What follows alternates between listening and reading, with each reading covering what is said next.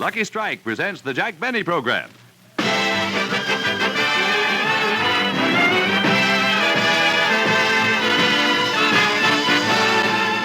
Lucky Strike program starring Jack Benny with Mary Livingstone, Phil Harris, Rochester, Dennis Day, and yours truly, Don Post.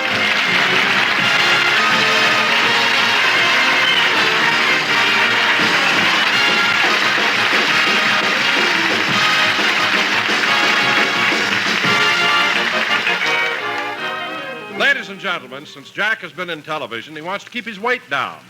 At the moment, he's at his home in Beverly Hills in a steam cabinet trying to reduce. Rochester, I can stand it a little hotter. Turn up the steam, will you? Yes, sir. That's enough. Not too hot. Gee, I'm glad I bought this steam cabinet. How long have I been in here? About 10 minutes. I hope you're not taking too much. Well, what do the instructions say? Let's see. I'll read them. Men up to 20 years old stay in cabinet not more than a half hour. A half hour. Men up to 25 years, no more than 20 minutes. 20 minutes? Men up to 30 years of age, no more than 15 minutes. 15. Men up to... What are you mm-mm about? According to this chart, I should have just dipped you in like a tea bag.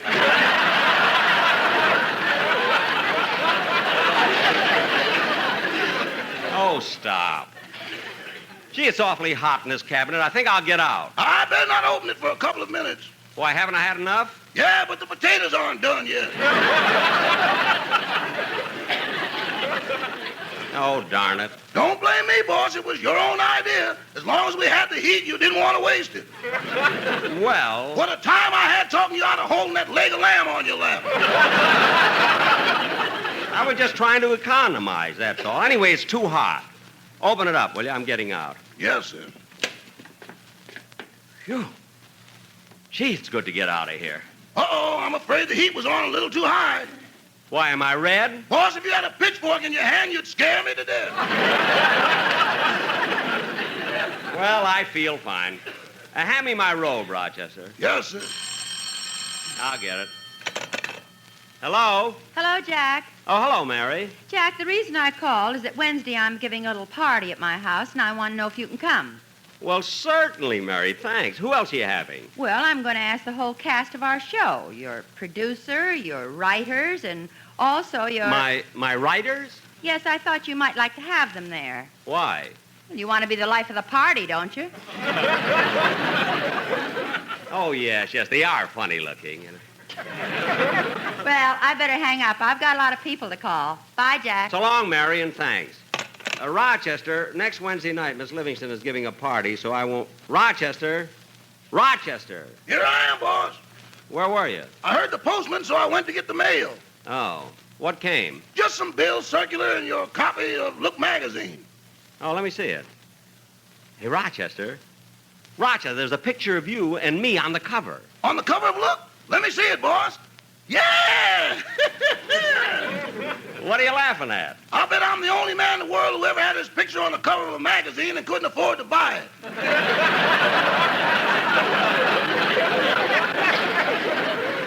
Oh, you do all right. I don't know. I just bought a toothbrush on installment plan.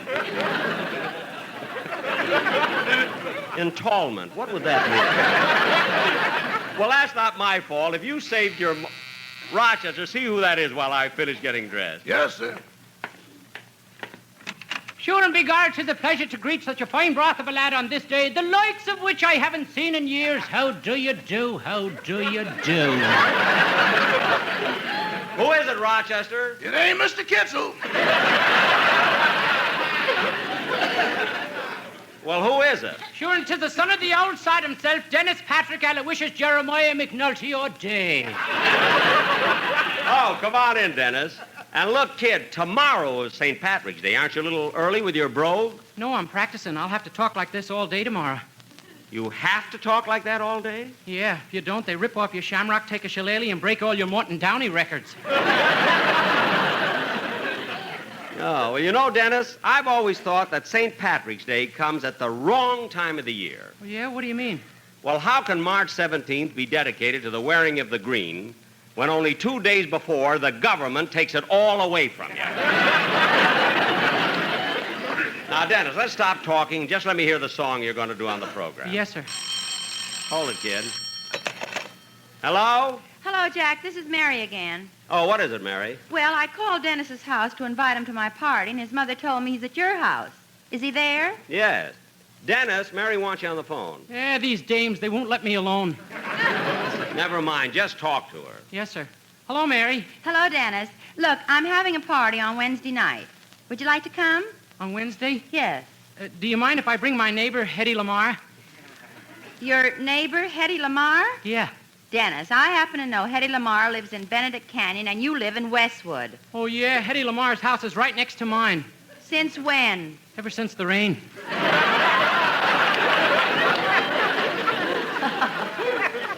All right, Dennis. Bring anyone who floats by. Gee, thanks, Mary. Goodbye. Bye. Well, say, Mr. Benny, when I go to Mary's party, I'm gonna bring... Hello? Dennis, I forgot to tell you something. What? Don't drive Jack nuts. Just sing your song. Okay. Dennis? Quiet, I'm gonna sing. Oh, well, go right ahead.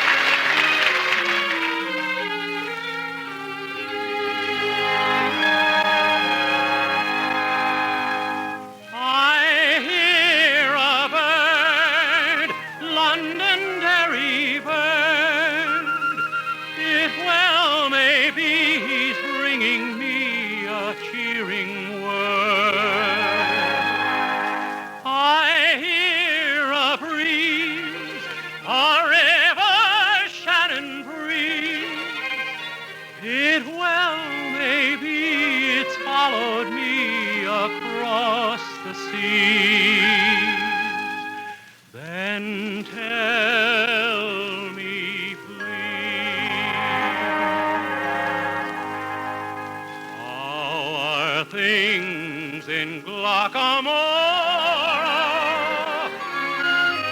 Is that little brook still leaping there? Does it still run down to Johnny Cove through Killybegs, Kilkerry, and Kildare?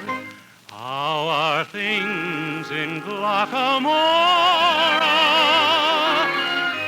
Is that willow tree still weeping there? Does that lassie with a twinkling eye come smiling by? And does she walk away sad and dreamy there, not to see me there?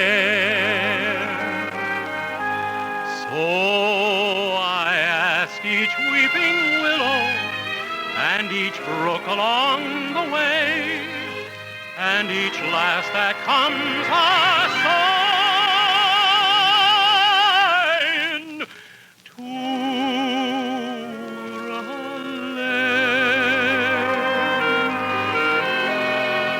How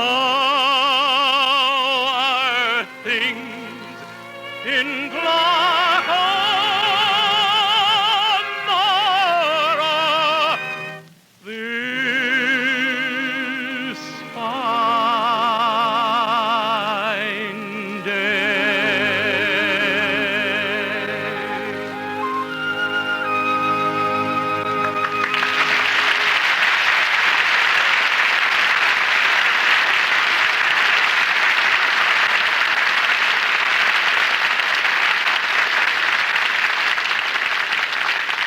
Well, Dennis, you certainly picked an appropriate song for St. Patrick's Day. And I might add, Dennis, that as time goes on, your voice gets better and better. Well, if it's so good, how about a raise? You know, Dennis, on second thought, instead of singing Gloca Morra on the program, why don't you sing the song I wrote? When you say I beg your pardon, then I'll come back to you.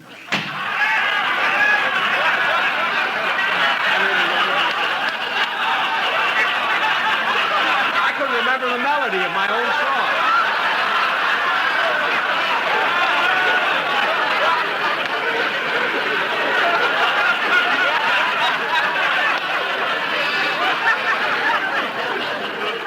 My song may not sell any copies, but it sure gets rid of pests. Oh, Rochester.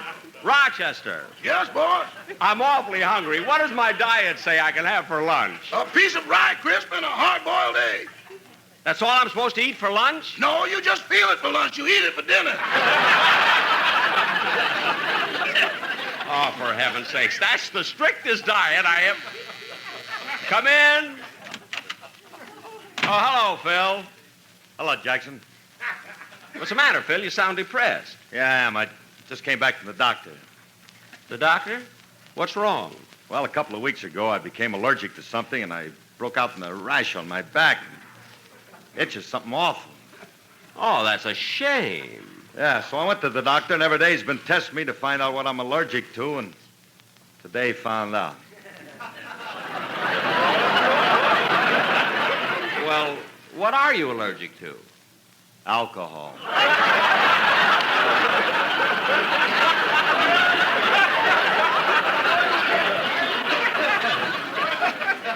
No. Yeah, the only way I can get rid of this itch is to stop drinking entirely. Oh. Well, what are you going to do? Grow long fingernails. I'm in for a lot of scratching. That's what I thought. Hey, by the way, Jackson, I've been meaning to tell you, I saw you on TV last week, and, man, you look wonderful. Well, thanks, Phil, but I don't deserve all the credit. I had the best makeup man in the country. Oh, really? Yes, he's the same one who made up President Truman for his last television speech. Yeah, hold it a minute. Why would President Truman want to use makeup? Phil, if you were asking for $8 billion, you'd want to look good, too.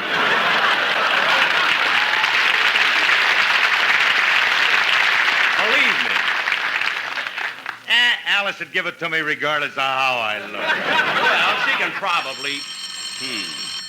Hello? Oh, it's me again, Jack. Oh, what is it now, Mary? Well, I called Phil's house and nobody answered, and I was wondering if he's over there. Yes, he is. Just a second.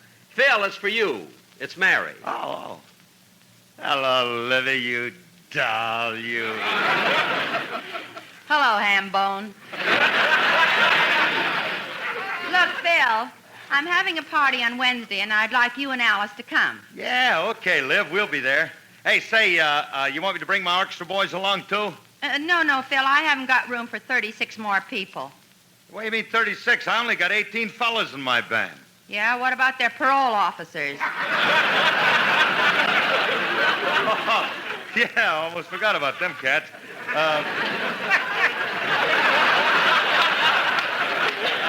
Look, Mary,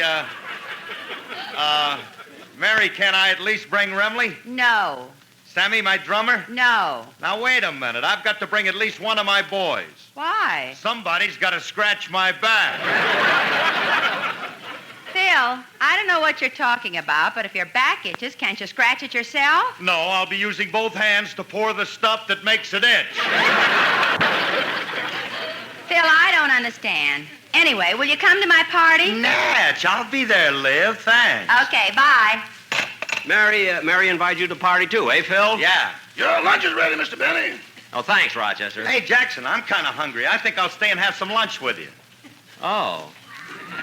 Oh, you want to eat here, huh? When you say, I beg your pardon.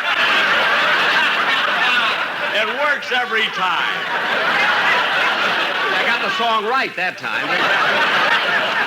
When you say, I beg your pardon. Gee, I mustn't forget my own melody. What about my lunch, Rochester? Shall I bring it in here, or will you feel it in the dining room? Look, Rochester, I'm not going to stick to that silly diet. I want something to eat, and I'm not going to worry. Come in. Oh, hello, Don. Hello, Jack. Come on in, fellas. Well, Don, since you brought the Sportsman with you, I suppose you want me to hear the commercial they're going to do, huh? Oh, yes, Jack, you'll be proud of this one. We stayed up all night and really came up with something sensational. Well, good. But, Don, I had a number I wanted the boys to do a commercial on. You know that new song called Cry? Cry? While they're singing Be Happy, Go Lucky? I ought to slap your face. Oh, well, Don, what's the song you have prepared? Well, since tomorrow's St. Patrick's Day, we're going to do a medley of Irish songs. Oh, that's fine. Who gave you the idea? Dennis. Okay, let's hear it, boys.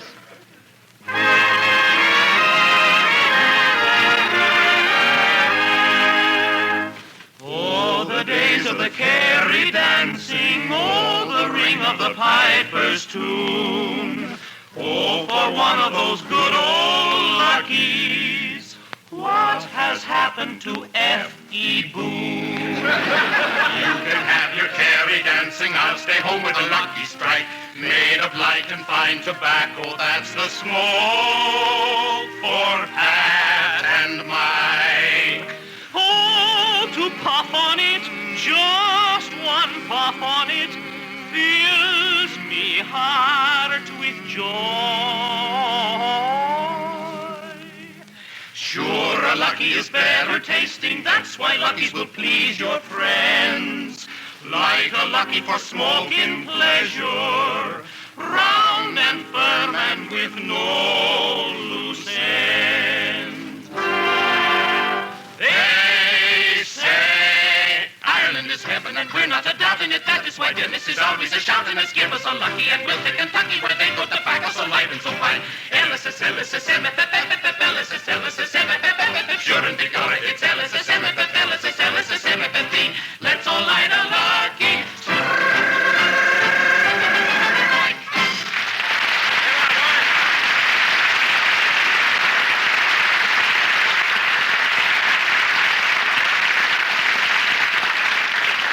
Don, that was very good. And on the next show, I'd like you and the Sportsman to make a commercial out of the song I wrote.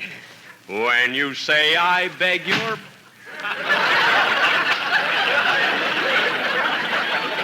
How do you like that? They all got out at once. Oh, well. Gosh, I'm hungry. These diets are murder. I'm going to eat something. Oh, Rochester. Rochester, come here a minute, will you? Yes, boss. Look, Rochester, I'm really hungry. What's in the refrigerator? Dennis Dave. What? When he left, he opened the wrong door.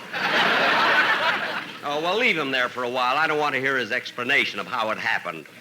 Anyway, Rochester, just make me a sandwich out of, Boss, why are you staring out the window? What? Why are you staring out the window? Those two men. Those two men across the street. They just stepped off the curb, and they're coming this way.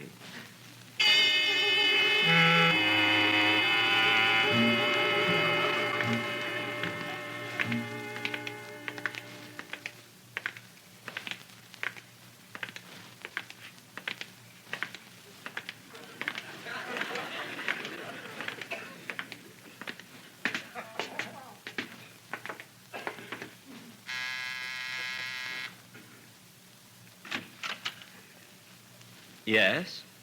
We're from the Income Tax Department.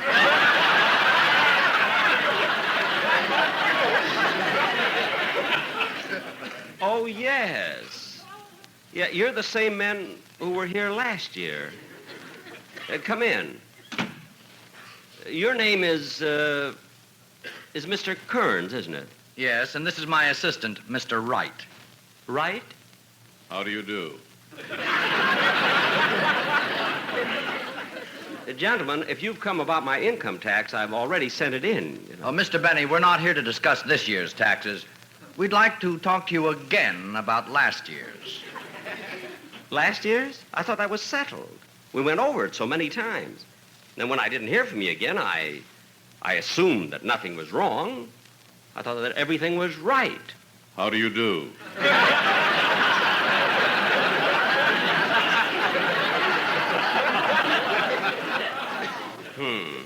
Mr. Benny, we're still trying to help you. Help me? And we feel that you must have made a mistake in your last year's return. A mistake? Yes, we can't understand how a man who earned over $300,000 could only spend $17 for entertainment.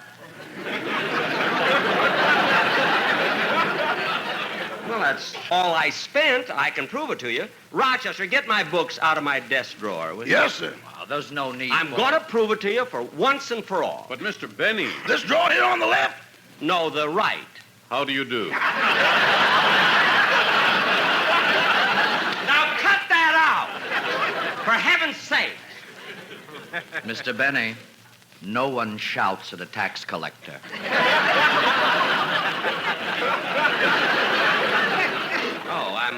I'm sorry. Mr. Benny, believe me, we're here to help you. I know. Yes, we don't think you're taking full advantage of deductible items. I'm not? Here are your books, boss. Thanks. Take your butler, for instance. You mean Rochester? Yes. Even though he's your butler, if he assists you in any way pertaining to the production of your radio or television shows or any of your other business activities, then that portion of his pay is deductible. You mean, Yes. In other words, under those conditions, you could split his salary. Split my salary. Yes. Gentlemen, they've split infinitism, they've split the atom. But I defy anybody to split my salary.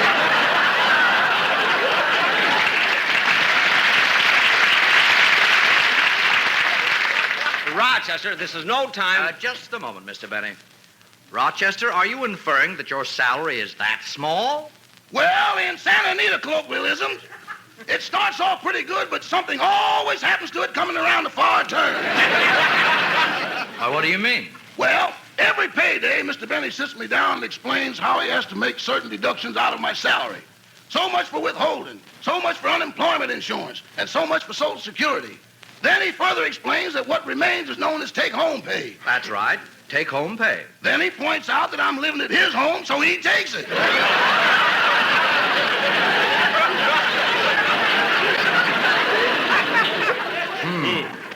Mr. Benny, is that right? How do you do? I can play that game too, brother. Mr. Benny, I just looked in the book that Rochester brought you, and there's an item that interests me. Which item is that? This one here. Income from violin engagement, approximately $3. Yes, I filled in that entry myself. But why is it approximately $3? Well, I was playing my violin at the opening of a butcher shop, and they gave me 2 pounds of meat. They gave you 2 pounds of meat for playing your violin? They didn't give it to him. Somebody hit him with a round steak. Well, I brought it home. What's the difference? That brings up a point, Mr. Benny. If you receive revenue playing your violin, then the money you spend on its upkeep and repair is deductible. It is? Yes. You see, Mr. Benny, we're trying to help you. I know. For instance, Mr. Benny, how many strings do you buy for your violin? Rosin, pegs, bridges, repairing your bow, and so forth. Well, I don't know. You see, I get everything through my violin teacher. He keeps track of all that. Well, in that case, in order to help you, would you mind if we talk to your violin teacher? No, not at all. His name is Professor LeBlanc. His address is 6212 Iman Avenue. It's on the other side of town. We'll find it. Come on, Joe.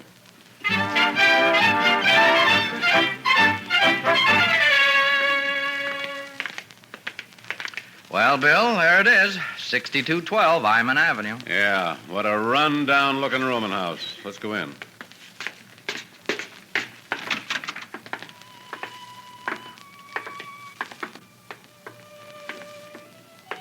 Well, here's his room. Professor LeBlanc, violin teacher. Yeah. Professor LeBlanc? Oui.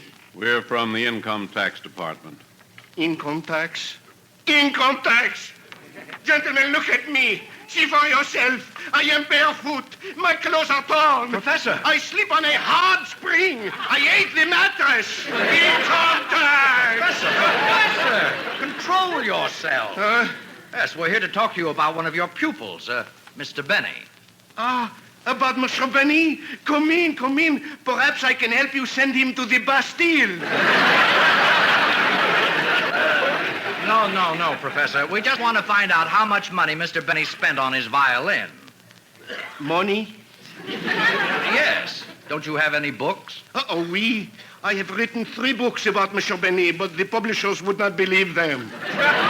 No, we mean records, financial records. We want to know what expenses Mr. Benny's incurred in the upkeep of his violin. Oh, that I do not know. I just charge him so much for the lesson, and that includes everything. Oh, well, perhaps we could break that down. How much do you charge him for the lesson? Well, he is supposed to give me $2.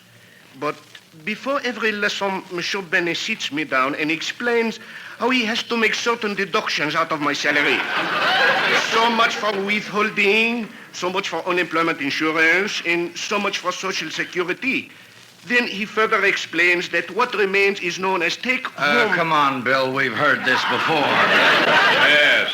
Thank you, Professor LeBlanc. You're welcome, gentlemen. Oh, by the way, Professor, we've never heard Mr. Benny play the violin. How does he sound? Sound? Well, gentlemen, let me explain. The strings on a violin are made of catgut, and the violin bow is made from horse hair. Mm-hmm. So if you want to know how Monsieur Benny violin playing sounds, think of a cat being stepped on by a horse.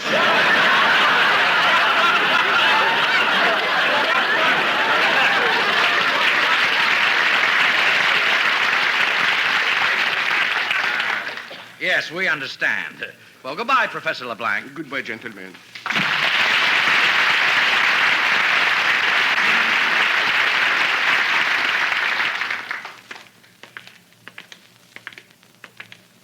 Say, Bill, Yes, Joe? why are we going to all this trouble just to help Mr. Benny? I don't know. There's something about those big blue eyes that gets you. Yeah, I guess so. Jack, we'll be back in just a moment, but first... Good night, everybody.